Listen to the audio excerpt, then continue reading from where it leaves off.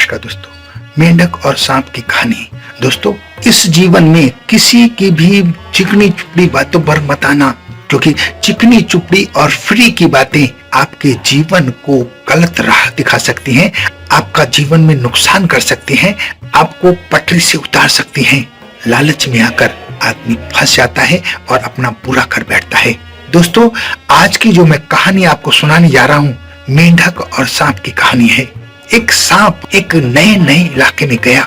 वो उस तालाब के मेंढकों को खाना चाहता था, लेकिन मेंढकों में बड़ी एकता थी, क्योंकि मेंढकों को एकता का संदेश उनके मेंढकों के सरदार ने दिया हुआ था और वो बड़ी शिद्दत से उसका पालन करते थे। अब सांप ने एक योजना बनाई कि इन मेंढकों को ऐसे खाना संभव नहीं है, इसलिए उसने मेंढकों के पास जाकर बोला कि मुझे भगवान ने आपकी सहायता के लिए भेजा है। मैं चाहता हूँ कि आप मेरी पीठ पर चढ़ जाएं और मैं आपको पानी में घुमाऊं और आप अपना शिकार भी आसानी से कर लें।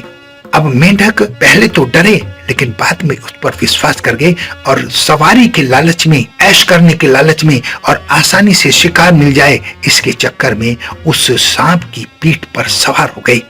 जब सारे मेंढक पानी के बीच में पहुंचे तो उस सांप ने मेंढकों के राजा से कहा कि मुझे भूख लगी है, मैं कुछ खाना चाहता हूँ।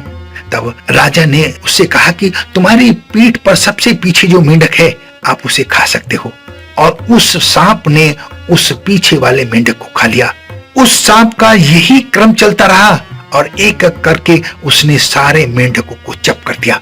सारे मेंढकों को खाने के बाद उसने बड़ी जोर की अंगड़ाई ली और एक खुशी जाहिर की कि देखो, सारे मेंढक मेरे जाल में फंस गए, अब मैं बहुत संतुष्ट हूँ, अब मैं सोना चाहता हूँ। दोस्तों, लालच में ही इंसान मरता है। अगर मेंढक लालच में ना फंसे होते तो अपनी जान से हाथ नहीं गंवाते। लालच बहुत बुरी बला है। फ्री की चीजों के चक्कर में अपने आप को मुसीबत में मत डालिएगा, क्योंकि जब भी कोई लालच देगा वो अपने फायदे के लिए देगा, आपके फायदे के लिए नहीं देगा। ये दुनिया हाथ लगाए बैठी है, अपने लिए सब करते हैं, दूसरों के लिए कोई कुछ नहीं करना चाहता। इसलिए लालच में कभी ना फंसे, ऐसी बातों पर कभी यकीन ना करें जिससे आपका जीवन आसान बनने वाला हो।